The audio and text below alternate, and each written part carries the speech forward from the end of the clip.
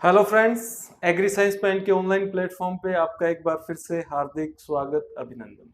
मित्रों, पिछली क्लास में हमने मॉलिक्यूलर बेसिस ऑफ इनहेरिटेंस की बात की थी और उसके अंदर हमने देखा था डीएनए के बारे में, डीएनए की संरचना, जेनेटिक मटेरियल जो है, जो न्यूक्लिक एसिड है, उनके बारे में हमने चर्चा की थी।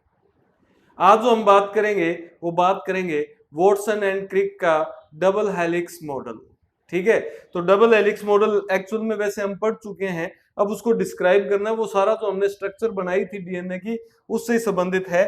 तो आज हम बात करेंगे double helix model, double helix model given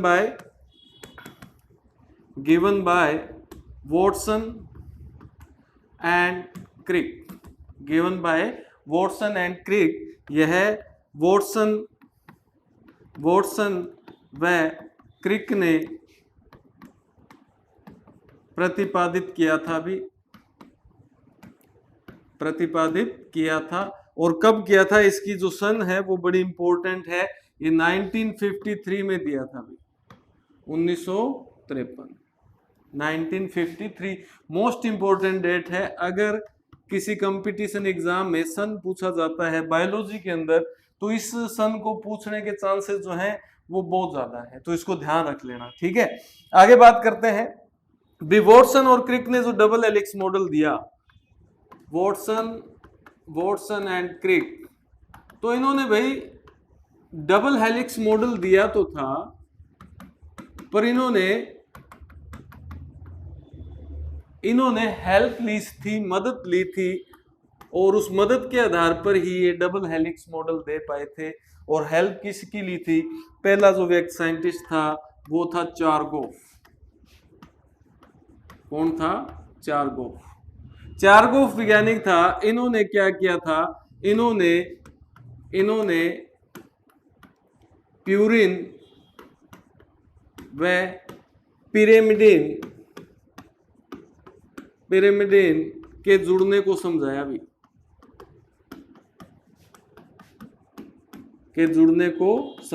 इन्होंने कहा भी एडेनिन जो है वो थायमिन से जुड़ती है और साइटोसिन जो है वो गुआनिन से जुड़ती है।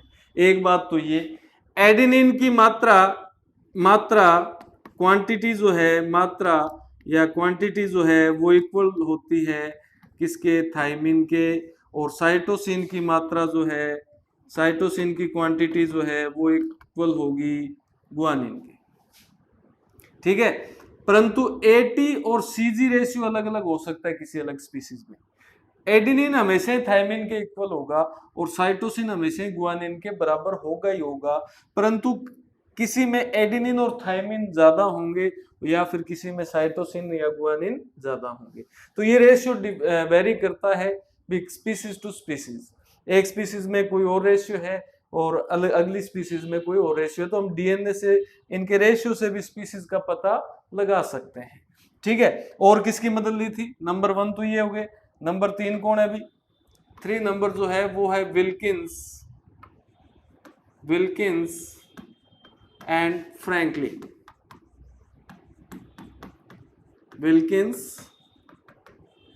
विल्किंस एंड फ्रैंकलिन, इन दोनों की मदद ली थी। इन्होंने क्या किया था भी? इन्होंने एक्सरे क्रिस्टलोग्राफी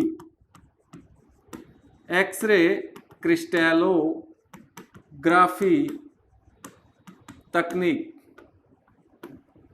से डीएनए की 3D इमेज ली थी वे। ठीक है, तो इन्होंने एक्सरे क्रिस्टलोग्राफी टेक्निक का यूज किया था अभी। ठीक है, तो इस टेक्निक की मदद से इन्होंने 3D इमेज ली थी, 3D इमेज। तो वॉटसन एंड क्रिक को और ज्यादा मदद मिल गई भी, ये किस प्रकार से दिखता होगा। तो इन दोनों की मदद से, इन दो साइंटिस्टों, एक तो विल्किंस फ्रैंकलिन और चारगोफ की मदद से इन्होंने डबल हेलिक्स मॉडल दिया, द्विकुंडलित मॉडल दिया। तो इनको भाई नोबेल पुरस्कार मिला बच्चों 1962 में। वॉटसन कोमा क्रिक व विल्किंस को संयुक्त रूप से डीएनए कुंडलित द्विरज्जुकीय मॉडल हेतु नोबेल पुरस्कार मिला।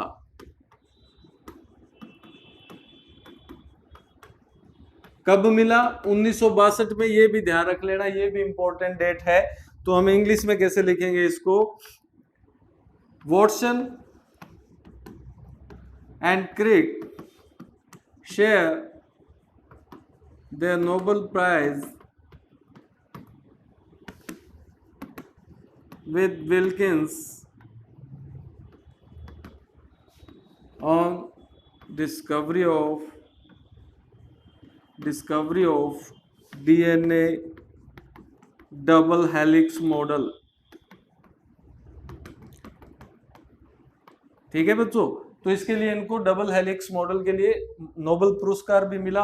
और 1950 से लेकर 1953 का जो है पीरियड, ये डीएनए स्टडी के लिए गोल्डन पीरियड था बच्चों। क्या था? गोल्डन पीरियड था। तो आगे चलते हैं, अब हम देखते हैं डबल हेलिक्स मॉडल में क्या क्या बातें हैं। तो पहली बात है भी द्विरज्जुकीय पॉलीन्यूक्लियोटाइड श्रृंखला है। द्विरज्जुकीय पॉलीन्यूक्लियोटाइड श्रृंखला है। तो इसमें तो कोई डाउट ही नहीं है भी, हमने देख ही लिया, पूरी स्ट्रक्चर ही देख ली थी भी। Double standard polynucleotide chain. तो आपने पिछली क्लास में जो संरचना बनाई थी, हमने ये कहा था भी इस प्रकार से फॉस्फेट, पेंटोस शुगर फॉस्फेट, इस प्रकार से डबल है, दो रज्जुक हैं। दोनों रज्जुक जो हैं ये भाई प्रतिध्रुवीय होते हैं, एंटी पैरेलल होते हैं। ठीक है, अगर एक 3 से 5 चल रहा है, 3 प्राइम टू 5 प्राइम चल रहा है, तो दूसरा 5 प्राइम से 3 प्राइम होगा। ये भी बात हमने कर ली थी। ठीक है, एंटी पैरेलल है, उल्टे हैं, एंटी पैरेलल है।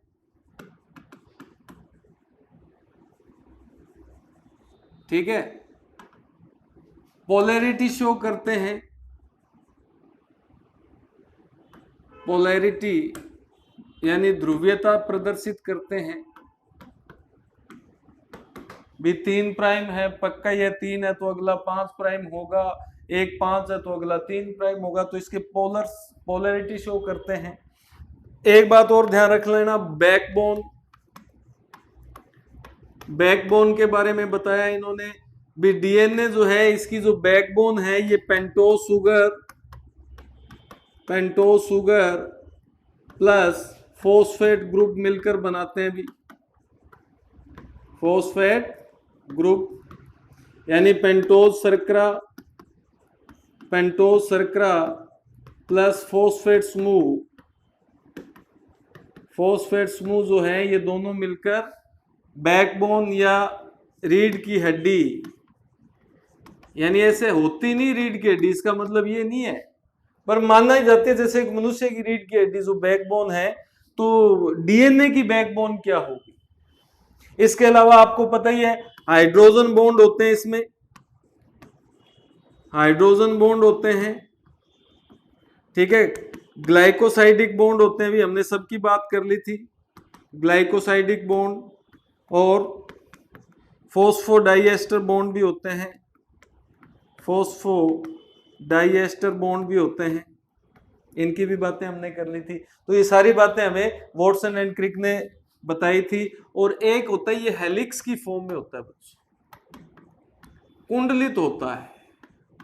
हेलिक्स का मतलब है एक ऐसी सीढ़ी जिसको इस प्रकार से बेंड कर दिया जाए, यानी एक ऐसी सीढ़ी, जैसे ये सीढ़ी है, अगर आप इसको बेंड कर देंगे, ऐसे घुमा देंगे, तो ये आपको इस प्रकार से दिखाई देने लगेगी, क्योंकि आपने इसको घुमा दिया। तो ये हेलिक्स की फॉर्म में होता है। तो इस प्रकार से इसमें लूप्स बनते हैं भाई।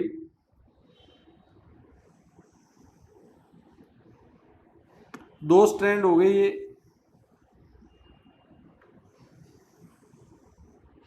ठीक है, ये दो स्ट्रैंड हो गए। अब ये इसलिए इस प्रकार से मैंने बनाया क्योंकि यहाँ पे ये मत सोचना है अभी ये जुड़े हुए हैं, जुड़े नहीं है। अगर इसको ऐसे बैंड करोगे तो इसका कोई भी, ये दोनों कभी भी बैंड नहीं होंगे, ये इतनी डिस्टेंस पे रहेंगे जितनी ये है। तो यहां भी उतनी डिस्टेंस है इस ग्रीन और ब्लू के बीच में जितनी यहाँ पे है, ठीक है। तो इस प्रकार से हेलिक्स की फॉर्म में ये होता है। अगर इसकी विड्थ देखें, चौड़ाई देखें, तो बच्चों ये 20 एंगस्ट्रॉन होती है, ये भी इन्होंने हमें बताया था, 20 एंगस्ट्रॉन, ठीक है। एक एंगस्ट्रॉन जो होता है वो होता है 10⁻⁻10 मीटर के बराबर। ये कहते हैं भी एक जो मेजर ग्रूव है, मेजर ग्रूव जैसे ये यहां से लेकर यहां तक, मेजर ग्रूव खांच जो है ये, और एक माइनर खांच, ये 22 एंगस्ट्रॉन और ये 12 मेजर। और पूरा जो कंप्लीट टर्न है, कंप्लीट टर्न जो होता है बच्चों ये 34 एंगस्ट्रॉन का होता है। यानी एक घुमाव जो है, पूरा घुमाव जो है, पूरा घुमाव 34 एंगस्ट्रॉन का होता है, ये ध्यान रख लेना। 34 एंगस्ट्रॉन का होता है, मतलब इसके बीच में क्या होंगे बच्चों, इसके बीच में जैसे adenine, thymine, cytosine, guanine, thymine, adenine, इस प्रकार से adenine, thymine, cytosine, guanine, cytosine, guanine, thymine, adenine. तो ये जो दो नाइट्रोजनी क्षार है ना, इनके बीच में दूरी होती है इनकी कितनी भाई, 3.4 एंगस्ट्रॉन, ये भी ध्यान रख लें। यानी इन दो, ये जो पेयर है इनके बीच में दूरी कितनी है, 3.4 एंगस्ट्रॉन है। टोटल टर्न कितना है, 34। तो इसके अंदर कितने आ जाएंगे, इसको 3/4 से 3.4 से भाग देंगे तो 10। तो एक पूरे घुमाव के अंदर, पूरे घुमाव के अंदर 10 बेस पेयर होते हैं। कितने होते हैं, 10 बेस पेयर, ठीक है, 10 क्षार युग्म। और इसकी चौड़ाई कितनी, 20 एंगस्ट्रॉम। लंबाई आपको पता ही है भी, ये एक हैप्लॉइड होगा तो बेस पेयर कितने होंगे, 3.3 × 10⁹। अगर वैसे इसकी लंबाई देख लें तो 2.2 मीटर, कितनी, 2.2 मीटर। तो ये सारी बातें हमें वॉटसन एंड क्रिक ने बताई थी। तो अब आगे चलते हैं, ये आगे भी ये इससे क्वेश्चन आ सकता है, ध्यान रख लेना, संरचना से क्वेश्चन आ सकता है। अब आगे बात आती है types of DNA, types of DNA, DNA के प्रकार, डीएनए के प्रकार। देखो भाई, एक तो होता है द्विरज्जुकीय, डबल स्ट्रैंडेड, डबल स्ट्रैंडेड, और मोस्टली यही होता है भाई, सामान्यतः यही होगा, डबल स्ट्रैंडेड ही होगा। परंतु शिनशेमर एक साइंटिस्ट थे, शिनशेमर,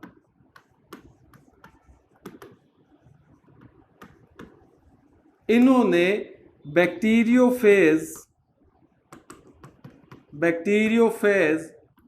5 174 में एक रज्जुकीय डीएनए खोजा भी, एक रज्जुकीय डीएनए खोजा, ठीक है, single strand DNA, single stranded DNA भी इन्होंने खोजा था। तो ये ध्यान रख लेना, bacteriophage 5 174 exceptionally single strand DNA होता है, बाकी सब में क्या होता है, द्विरज्जुकीय। इसके अलावा कुछ और डीएनए बच्चों, एडीएनए, एडीएनए, बी डीएनए, सी डीएनए, डी डीएनए,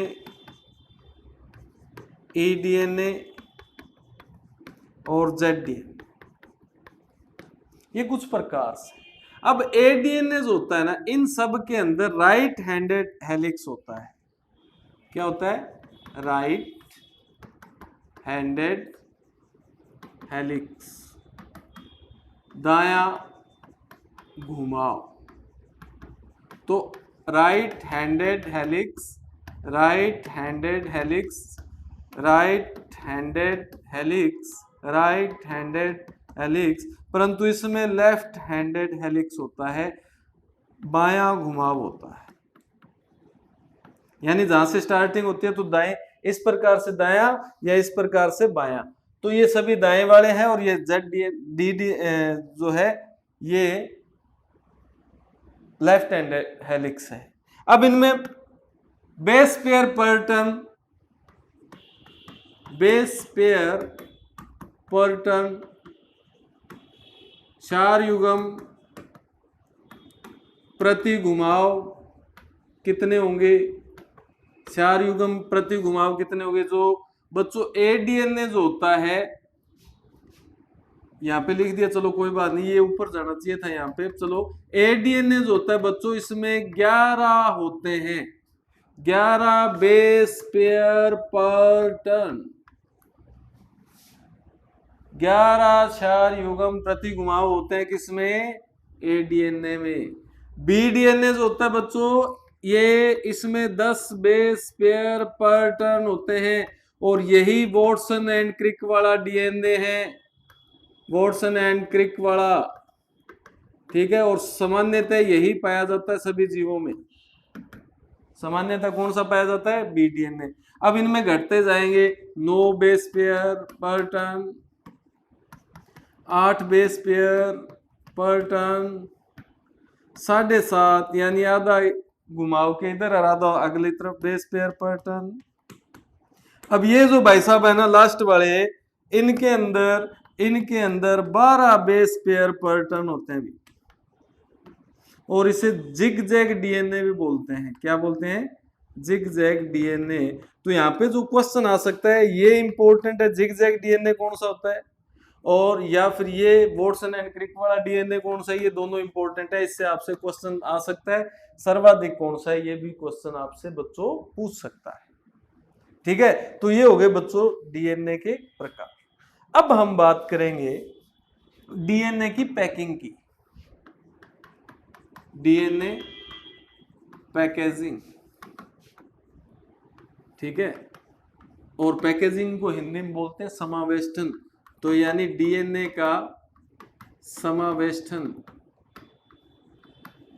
भाई डीएनए का समावेष्टन क्यों जरूरी है? क्योंकि एक बहुत ही लंबा अणु है, लार्जेस्ट मॉलिक्यूल है, मैक्रोमोलिक्यूल है, लार्जेस्ट लॉन्गेस्ट। तो इसकी पैकिंग करनी जरूरी है, क्योंकि एक ऐसी सेल जिसको हम नेक्ड आई से, नग्न आंखों से देख ही नहीं सकते, उसके छोटे से केंद्रक में इतना लंबा डीएनए आएगा कैसे? तो इसकी पैकिंग करनी पड़ती है, वेल मैनेज्ड इसको करना पड़ता है। तो ये पैकिंग इस बड़ी महत्वपूर्ण है।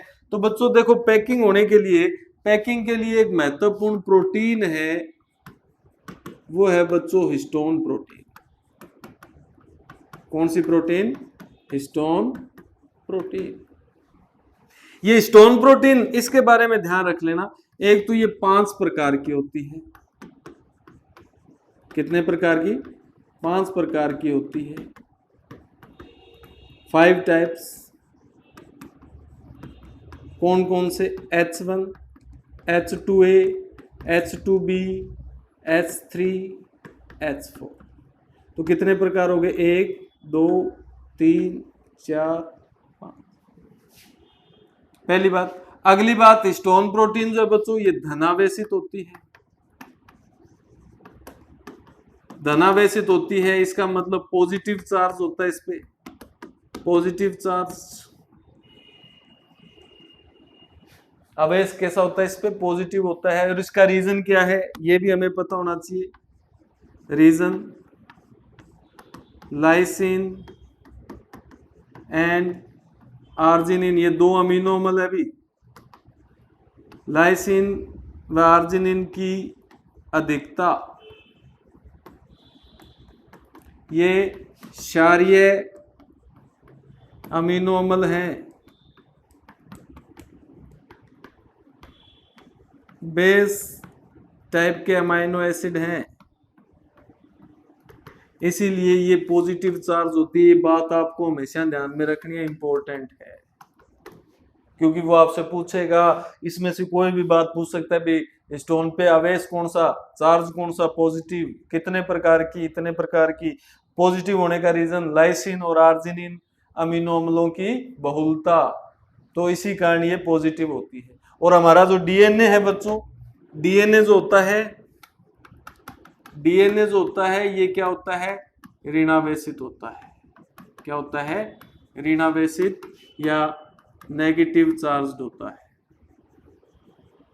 या नेगेटिव चार्ज्ड होता है। और इसका रीजन क्या है, रीजन क्या है, फॉस्फेट समूह, फॉस्फेट ग्रुप। आपको पता है ना, इसमें फॉस्फेट ग्रुप होते हैं या फॉस्फेट समूह होते हैं, उसी के कारण, फॉस्फेट समूहों के कारण ये ऋणावेशित होता है, नेगेटिव। अब नेगेटिव चार्ज जो है, नेगेटिव चार्ज जो है ये अट्रैक्ट करेगा किसको, अपनी ओर अट्रैक्ट करेगा, ठीक है, किसको, पॉजिटिव को। तो आपको पता है पॉजिटिव और नेगेटिव आपस में अट्रैक्ट होते हैं। तो स्टोन जो है ये अपने ऊपर डीएनए को लपेट लेती है। किस प्रकार से, वो भी हम देख लेते हैं। स्टोन बच्चों, स्टोन ऑक्टामर बनता है पहले तो। क्या बनता है, स्टोन ऑक्टामर। स्टोन ऑक्टामर में कौन कौन है, देखो स्टोन ऑक्टामर के अंदर इस प्रकार से 1 2 3 4 5 6 7 8 प्रकार की स्टोन होती है। अगर ये थोड़ा सा कंफ्यूजिंग लगे तो अपने इसको डिलीट भी कर सकते हैं, हाथ से ही ठीक रहेगा भाई, ठीक है। ये स्टोन ऑक्टामर है बच्चों, ठीक है। अब इस ऑक्टामर के अंदर 8 प्रकार की स्टोन होती है। कौन कौन सी, 1 2 3 4 5 6 7 8। कौन कौन सी है वो भी देख लो। H1 sorry H2A, H2A double double form में होते हैं, H2B, H2B, H3, H3, H4, H4। तो आपसे ये भी पूछ सकता है भी स्टोन ऑक्टामर के अंदर कौन कौन सी काम आती है, तो ये काम आती है 4 प्रकार की, और ये डबल डबल फॉर्म में होते हैं। तो 8 होगी तो क्या होगी, ऑक्टामर स्टोन अष्टक कहलाएगा। ये क्या कहलाएगा, स्टोन अष्टक। और H1 भाई साहब जो है यहाँ पे रहते हैं, H1 भाई साहब यहाँ पे रहते हैं, ठीक है। यहां तक बात समझ आ गई। ये स्टोन ऑक्टामर और ये H1 अलग से पड़ा है। अब इस पर डीएनए कैसे लिपटता है वो हम देखते हैं। देखो भी ये जो स्टोन अष्टक है हमारा, ठीक है, ये स्टोन अष्टक जो है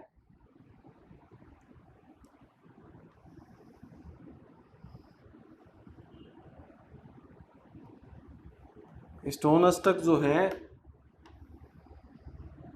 और इस पे जो डीएनए है वो लिपट जाता है इस प्रकार से, ठीक है। जैसे यहां से जा रहा है, ये गया पीछे, ठीक है, पीछे गया तो यहां से निकलेगा, फिर वापस कुंडली मारता हुआ, और अल्टीमेटली ये H1 के साथ यहां से जुड़ जाएगा। तो यानी स्टोन अष्टक, स्टोन ऑक्टामर, ये H1 है, और इस पर ये डीएनए लिपटा हुआ है। तो ये लिपटा हुआ जो डीएनए है स्टोन ऑक्टामर पर, स्टोन ऑक्टामर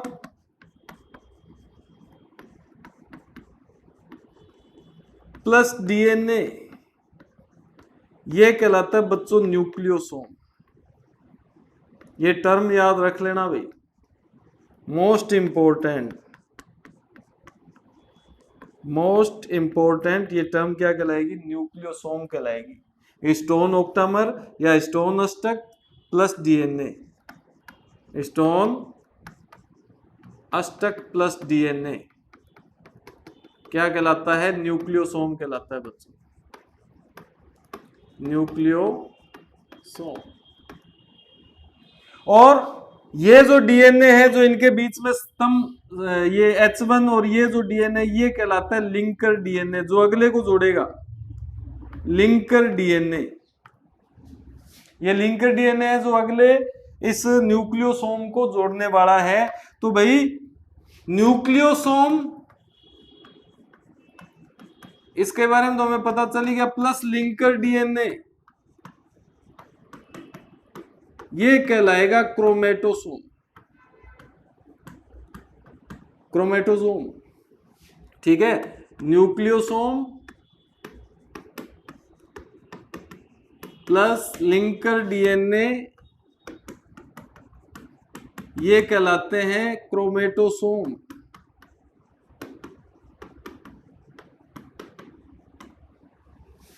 छह न्यूक्लियोसोम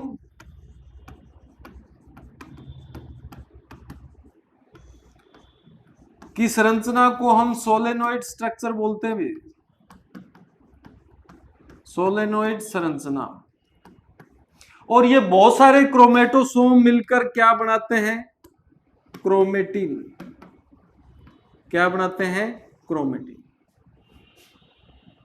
ठीक है, तो हम बात करते थे कोशिका के अंदर, ये सारे के सारे इंपॉर्टेंट क्वेश्चन है भी, ध्यान रख लेना, डायरेक्ट पूछेगा आपसे, पहले ही बता रहा हूं। और जब एग्जाम आ जाए ना तो अब ये इंपॉर्टेंट लिखा हुआ, ये तो आज बात कर रहा हूं, एग्जाम तो बाद में होना, तो इनको चेक कर लेना सर ने कहाँ कहाँ इंपॉर्टेंट लिखवाए थे और उनमें से कितने क्वेश्चन आए। तो ये देखो, हमने जब कोशिका पढ़ी बच्चों, याद है क्या आपको?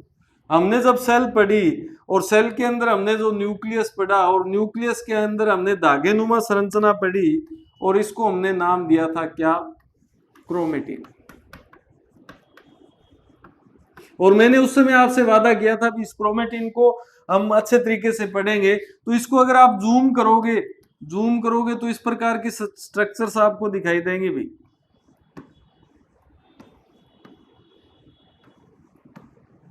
और इनके ऊपर डीएनए लिपटा हुआ दिखाई देगा इस प्रकार से। और ये सारी संरचना ये क्या कहलाती है? क्रोमेटिन कहलाती है। क्या कहलाती है? क्रोमेटिन। ध्यान रखना, एक इस स्टोन अष्टक पर कितना डीएनए होगा? स्टोन अष्टक पर अगर ये कुंडलन पूछे, कोइलिंग पूछे, तो ये होती है 1.75, यानी एक पूरी और एक 75%, 1.25 इसको हिंदी में बोल सकते हैं, 1.25 कोइलिंग। और अगर इसमें बेस पेयर पूछे, चार युग्म, तो 200 के लगभग होते हैं बच्चों। चार युग्म पूछे तो कितने? 200। तो ये भी आपको पता होना चाहिए, 200 चार युग्म इसमें होते हैं एक इस स्टोन अष्टक पर जो डीएनए लिपटा होता है। और अगर वो कोइलिंग पूछे तो ये सारे के सारे इंपॉर्टेंट क्वेश्चन है। अब बात आती है क्रोमेटिन की। तो क्रोमेटिन बच्चों दो प्रकार का होता है। क्रोमेटिन, एक तो इसका अभिरंजन, इसकी स्टेनिंग जो है, स्टेनिंग एसिटाकोर्मिन से करते हैं। किससे करते हैं? एसिटाकोर्मिन, एसिटाकोर्मिन से करते हैं। क्रोमेटिन दो प्रकार का होता है, एक तो यू क्रोमेटिन और एक हेट्रोक्रोमेटिन।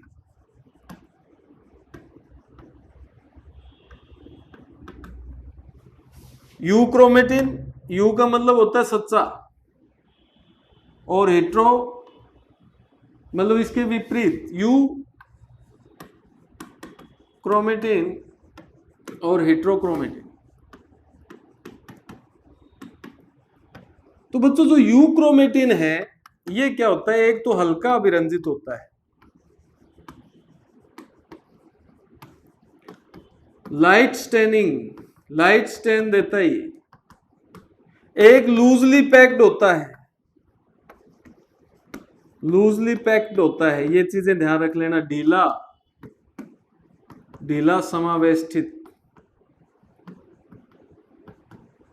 ठीक है, ऐसे ढीला ढीला दिखाई देगा, ये जो ब्रीड्स लाइक स्ट्रक्चर है ये ढीली ढाली दिखाई देंगी। और तीसरी जो बात है, यह अनुलेखन हेतु सक्रिय होता है, अनुलेखन हेतु सक्रिय होता है, ट्रांसक्रिप्शनली एक्टिव, ट्रांसक्रिप्शनली एक्टिव,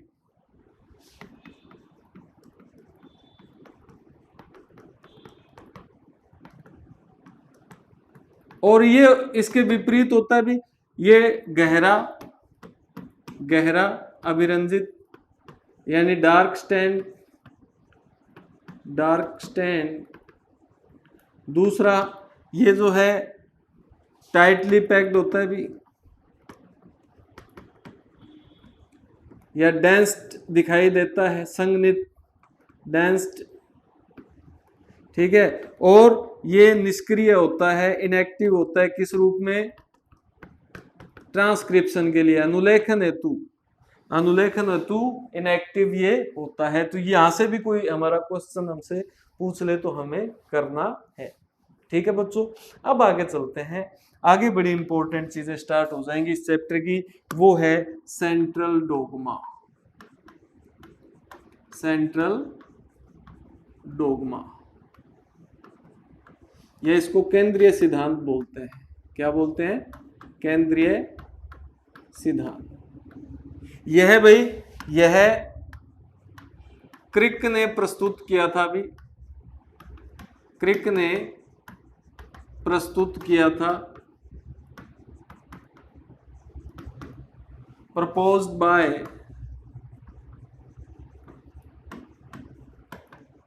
अकेला क्रिक था बच्चों,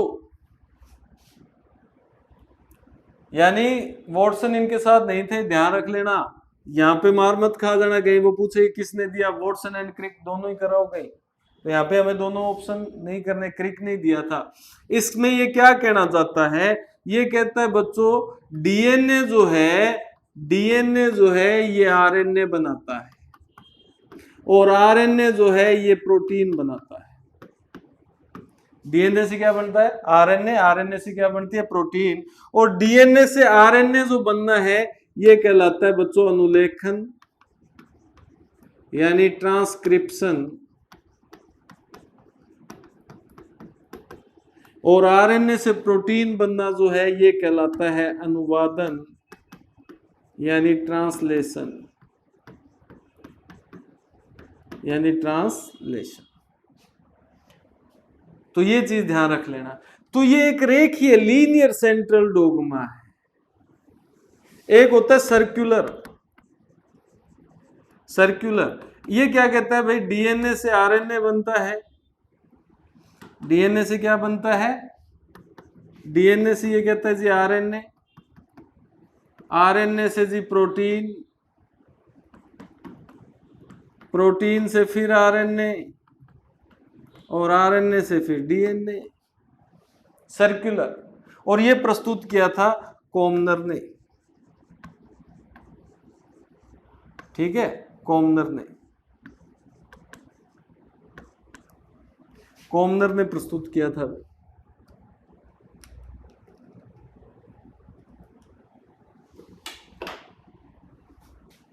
और एक जो है वो है प्रति अनुलेखन वाला, प्रति अनुलेखन, रिवर्स ट्रांसक्रिप्शन। इसमें ये क्या कहता है भैया, डीएनए से आरएनए बनता है, आरएनए से वापिस डीएनए बन सकता है, और इसे बोलते हैं प्रति अनुलेखन, क्या बोलते हैं, प्रति अनुलेखन या रिवर्स ट्रांसक्रिप्शन, रिवर्स ट्रांसक्रिप्शन। और ये कहते हैं फिर ये आरएनए प्रोटीन भी बना सकता है। ये दिया था टेमिन व बाल्टीमोर, टेमिन व बाल्टीमोर। ठीक है, तो इस प्रकार से ये सेंट्रल डोगमाज हैं भी किस प्रकार से डीएनए से आरएनए बनता है और आरएनए से प्रोटीन बनती है। तो बच्चों देखो, ये मान लो डीएनए आपका, डीएनए के ये 2 स्ट्रैंड हैं। डीएनए के कितने स्ट्रैंड हैं? 2। एक है 3-5 और एक दूसरा इसके विपरीत होगा तो 5-3। अब इन दोनों के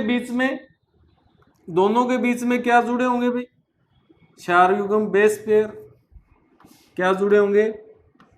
बेस पेयर। जैसे यहाँ पे एडेनिन है, साइटोसिन, गुआनिन, साइटोसिन, तो एडेनिन से कौन जुड़ेगा इधर? Thymine, guanine, cytosine, guanine.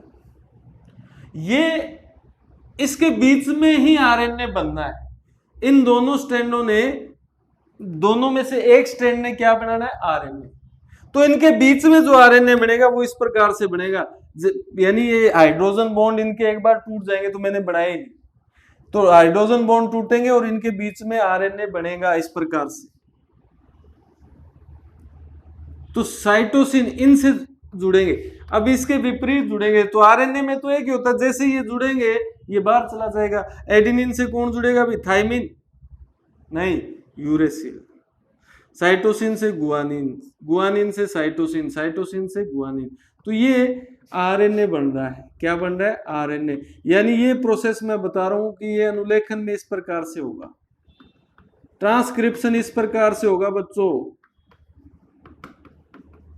Transcription इस प्रकार से होगा भी नया जो स्ट्रैंड है वो 3 से 5 वाला बनाएगा, तो इसे बोलते हैं हम टेम्पलेट रज्जुक। क्या बोलते हैं? टेम्पलेट रज्जुक, टेम्पलेट स्ट्रैंड। तो आपसे पूछ ले भी आरएनए कौन सा स्ट्रैंड बनाता है? 3 to 5 प्राइम वाला बनाता है जी, 3 से 5 डायरेक्शन वाला, उसे क्या बोलते हैं? टेम्पलेट स्ट्रैंड बोलते हैं। ये जो स्ट्रैंड है ये टेम्पलेट स्ट्रैंड नहीं है, परंतु इसकी एक और खासियत है, अगर थायमिन और यूरेसिल को छोड़ दें तो ये नए बनने वाला आरएनए और इस स्ट्रैंड के जो नाइट्रोजनी बेस है वो समान है या नहीं है? यहाँ पे गुआनिन है तो यहाँ भी गुआनिन है, साइटोसिन, साइटोसिन, गुआनिन, गुआनिन, बस एक थायमिन की जगह यूरेसिल है, तो इसे हम बोलते हैं बच्चों सेंस स्ट्रैंड। क्या बोलते हैं? सेंस स्ट्रैंड, या कोडिंग रज्जुक भी बोलते हैं, कोडिंग रज्जुक, कोडिंग स्ट्रैंड, क्योंकि इसके और नए बनने वाले आरएनए के स्ट्रैंड जो हैं वो बिल्कुल क्या होंगे? समान होंगे, एक जैसे होते हैं, एक्सेप्ट यूरेसिल एंड थायमिन, ये एक अलग होगा। बस थायमिन की जगह नए बनने वाले आरएनए पे क्या होगा? यूरेसिल होगा। तो ये जो है इस प्रकार से, अगर आपको यहाँ पे इस प्रकार से मान लो, अगर ये डीएनए है, ठीक है बच्चों, ये डीएनए है, तो यहां से मान लो आरएनए बनना है, तो आपको पता है भी एक बार ये टूटेंगे, हाइड्रोजन बॉन्ड टूटेंगे और ये खुलेगा, तो यहां से नया आरएनए बनेगा इस प्रकार से, और बन के बाहर आ जाएगा, बनता जाएगा और बाहर आ जाएगा, और कुछ समय बाद ये आरएनए बाहर आ जाएगा बन के, और डीएनए वापस इस प्रकार से आपको दिखाई देने लगेगा, ये वापस जुड़ जाएंगे, ये और ये सब वापस जुड़ जाएंगे, यानी आरएनए बनाते समय कुछ समय के लिए अलग होंगे। और ये हो गया ट्रांसक्रिप्शन। क्या हो गया? ट्रांसक्रिप्शन। हमें बारीकियों से समझना है ताकि कोई भी क्वेश्चन हमारा गलत ना हो। पर अब ये किससे बना है? तो ये 3 to 5 डेज से बना है। अभी किससे बना है? 3 to 5 डेज से। और ये स्ट्रैंड कौन सा था? 5 to 3। तो ये ऊपर वाला स्ट्रैंड जो है ये क्या कहलाएगा? टेम्पलेट स्ट्रैंड कहलाएगा। और ये नीचे वाला स्ट्रैंड जो है ये 5 to 3 वाला ये कोडिंग स्ट्रैंड कहलाएगा। कोडिंग स्ट्रैंड या कोडिंग रज्जुक, कोडिंग रज्जुक, क्योंकि इसके और नए बनने वाले आरएनए के नाइट्रोजनी क्षार सेम होंगे। तो इस प्रकार से अनुलेखन होता है, इस प्रकार से नया आरएनए बनता है, क्योंकि डीएनए खुद कोई काम नहीं करता, डीएनए काम करवाता है। तो डीएनए को जिस प्रकार की प्रोटीन चाहिए तो वो उस प्रकार का आरएनए बनाएगा, जिस प्रकार की डीएनए को प्रोटीन चाहिए वो उसी प्रकार का आरएनए बनाएगा, और वो आरएनए उस डीएनए के कहने के अनुसार उसी प्रकार की प्रोटीन बना के दे देगा। तो डीएनए करवा रहा है काम, डीएनए अपने एजेंट तैयार करता है प्रोटीन बनाने के लिए, जिस प्रकार की प्रोटीन चाहिए उसी प्रकार का वो आरएनए बना देता है, और बाकी के काम वो आगे वाले करते हैं। तो यहाँ पे हमें अनुलेखन को समझना है। आरएनए से प्रोटीन कैसे बनती है वो अनुवादन है, वो अपने नेक्स्ट क्लास में हम समझेंगे। तो यहाँ पे देखो डीएनए के बच्चों 3 रीजन है। डीएनए के कितने रीजन हैं? 3 रीजन होते हैं।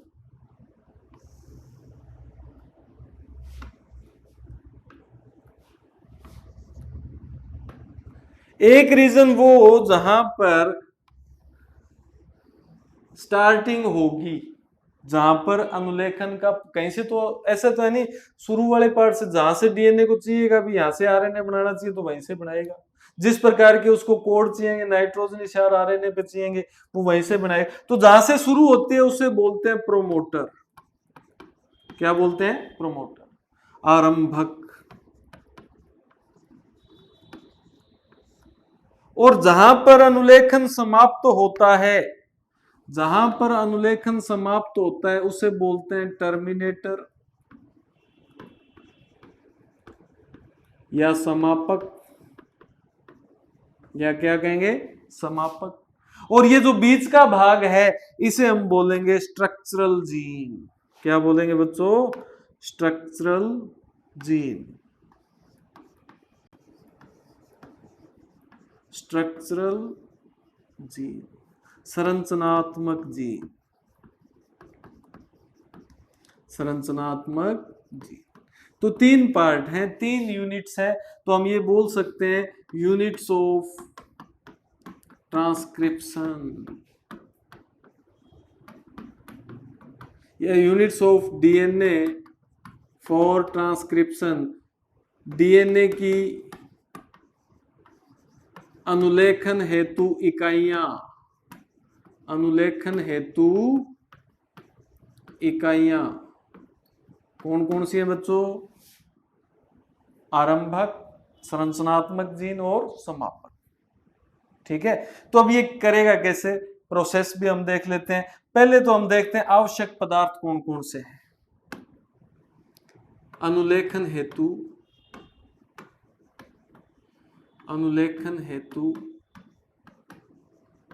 आवश्यक पदार्थ, रिक्वायर्ड मटेरियल फॉर ट्रांसक्रिप्शन। तो भाई प्रोकैरियोटिक और यूकैरियोटिक में अलग अलग होगा काम। प्रोकैरियोटिक सेल में, प्रोकैरियोटिक कोशिका जो है,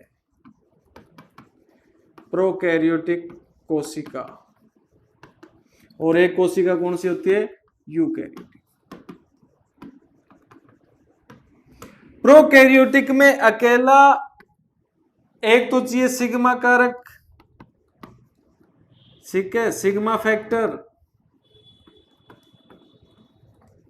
एक चाहिए आपको रो फैक्टर, रो कारक या रो फैक्टर। और एक मात्र चाहिए आरएनए पॉलीमरेज। क्या चाहिए? RNA polymerase. ये सभी प्रकार के आरएनए बना देगा, और वो आरएनए जो है वो सभी प्रकार की प्रोटीन बना सकते हैं, इसलिए ये मोनोसिस्ट्रोनिक होता है, एक से ही काम चल जाएगा सारा। परंतु यूकैरियोटिक के अंदर ये फैक्टर तो नहीं चाहिए। इन फैक्टर का रोल क्या है ये तो हम प्रोसेस में देखेंगे, परंतु यूकैरियोटिक के अंदर भाई एक तो चाहिए आरएनए पॉलीमरेज फर्स्ट, एक चाहिए आरएनए पॉलीमरेज सेकंड, और एक चाहिए RNA polymerase third. Polymerase first जो है बच्चों ये आरआरएनए बनाएगा, सेकंड जो है ये HNRNA बनाएगा, और पॉलीमरेज थर्ड जो है ये tRNA बनाएगा। 3 प्रकार के आरएनए चाहिए हमें अगर हमें प्रोटीन संश्लेषण करना है तो। बच्चों ये HNRNA जो है इसकी प्रोसेसिंग होगी, इसकी एक प्रोसेसिंग होगी, ये जो प्रोकैरियोटिक में नहीं होती परंतु यूकैरियोटिक में होगी। फिर इस HNRNA से mRNA बनेगा, फिर HNRNA से क्या बनेगा, mRNA बनेगा। तो ये 3 एंजाइम चाहिए अलग अलग, और इससे बनने वाला जो mRNA है वो एक ही प्रकार की प्रोटीन बनाएगा। अगर दूसरे प्रकार की प्रोटीन चाहिए तो फिर डीएनए को अलग प्रकार का आरएनए बनाना पड़ेगा। ठीक है, ये HNRNA क्या है, हेट्रोजीनस न्यूक्लियर आरएनए बोलते हैं इसको, हेट्रोजीनस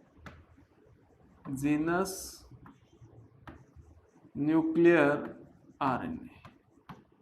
अब इन सभी की हम चर्चा करेंगे कि ये क्या क्या काम आएंगे, किस प्रकार से ये प्रोटीन बनाएंगे, तो वो तो अगला स्टेप है। पहले हमें ये देखना है भी डीएनए से आरएनए बनने का प्रोसेस क्या है, कौन कौन से पदार्थ चाहिए हमने देख लिया, डीएनए की इकाइयां हमने देख ली, सारा काम हमने देख लिया। अब हम जो प्रोसेस है वो बच्चों नेक्स्ट क्लास में करेंगे, और नेक्स्ट क्लास में अनुवादन भी हम कर लेंगे, और इसी प्रकार से हमारा ये चैप्टर भी कंप्लीट हो जाएगा। उम्मीद करता हूँ ये क्लास आपको ज्ञानवर्धक लगी होगी। अगली क्लास में इसी को आगे कंटिन्यू करेंगे, तब तक के लिए धन्यवाद, नमस्कार।